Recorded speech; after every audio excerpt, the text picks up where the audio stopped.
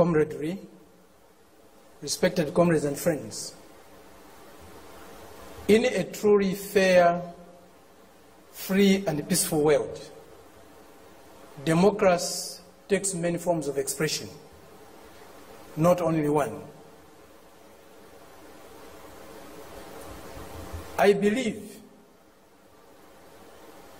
democracy is a government in which all the people participate,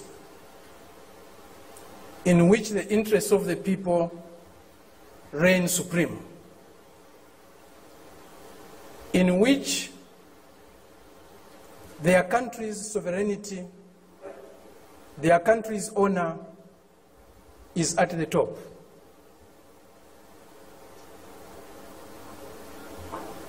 It seems this month is a month of democracy discourse in the world.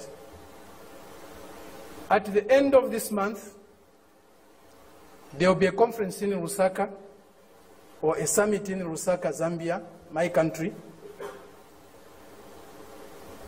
led by the United States. They have come to Southern Africa to teach us democracy. A country that was opposed to our liberation, a country that supported colonial regimes,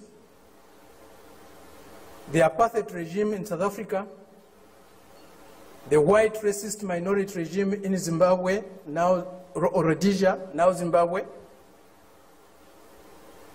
the Portuguese colonial governments in Mozambique, in Angola, in Guinea-Bissau, and Cape Verde, today is coming to Africa to teach us about democracy.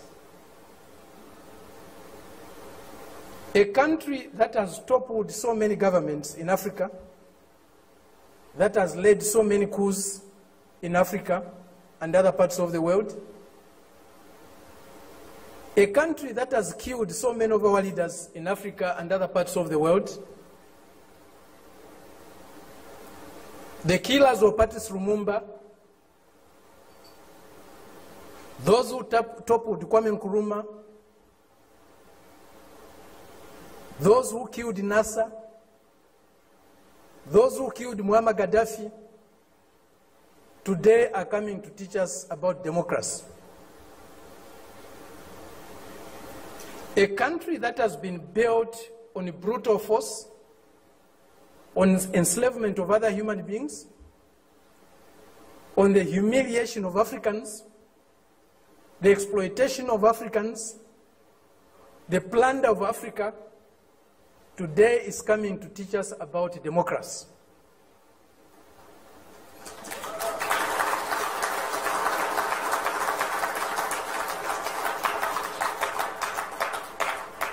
That's the arrogance, the imperialist arrogance, the racist arrogance that we are subjected to.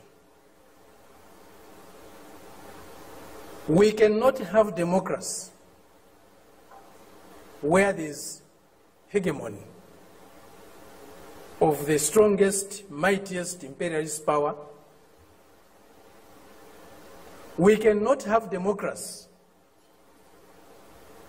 where a country's resources, a country's decisions are dictated to by another country. A country that is dominated by another country cannot be democratic.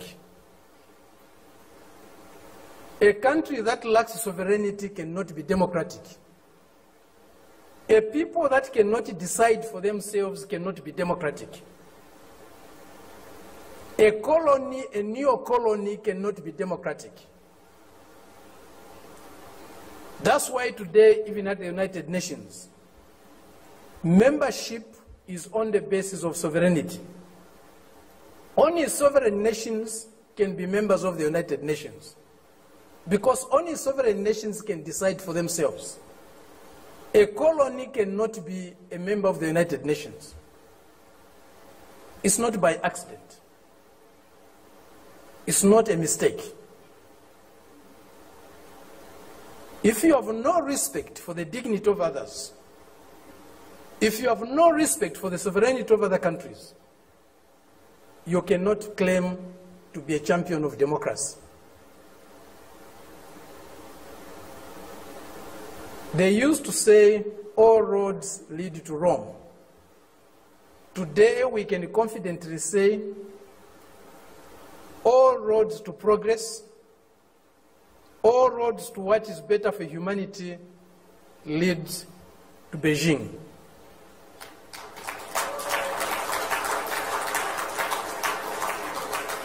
This is a country, this is a people that have developed themselves, that has developed itself without colonizing any country in the world, without plundering any country in the world, without subjugating any people in the world. This is a country that is developing with maximum respect for others, for their history, for their cultures, and recognizes the diversity that is there in civilization. We were only taught one form of civilization, one form of modernization. That was the Western way. Westernness was a measure of how civilized, how modern you are. We reject that. We reject it because it's not correct. We reject it because it's undemocratic. We reject it because it's uncivilized to think of the world and of other people in that way.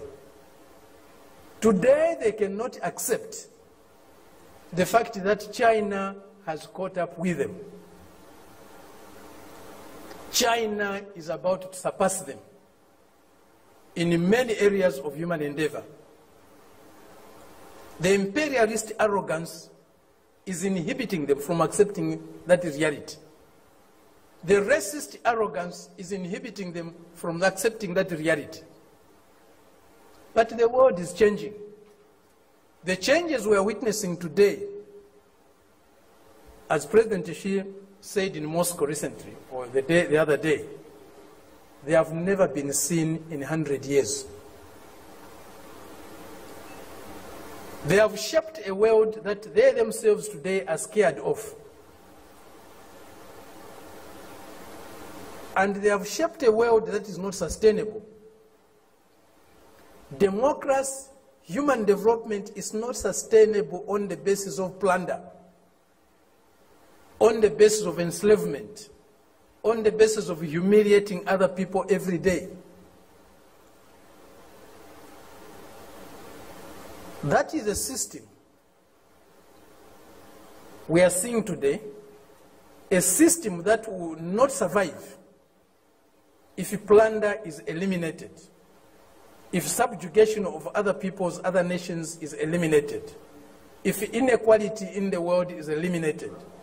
That system will disappear. The only system that you can survive and can endure for long is a system that is based on mutual benefit, win-win relationships, mutual respect for others, accommodation and tolerance of others, and fraternal love for all humanity. This is what we find in China today.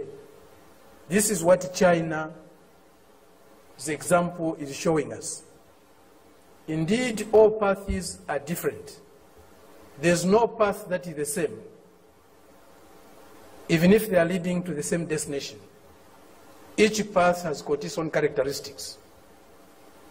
We are seeing that, we are learning that, we are experiencing that today with China.